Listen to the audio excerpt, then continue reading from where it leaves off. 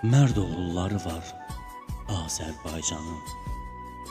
Asim də vətən üçün fəda etdi öz canı. Dedi halaldır qanım, şəhid olsam nə gözəl. Şəhidlik arzum mənə, söyləmişdi əzəldən. 12 gün qalmışdı toyuna, tələsirdi.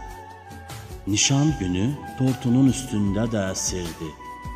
Əzilməsin, naxşı pozulmasın demişdi can qardaşım.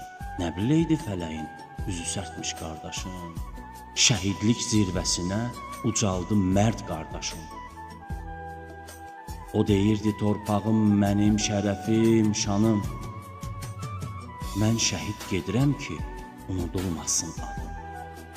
Nur üzlü saf diləkli, arzularım Çin oldu.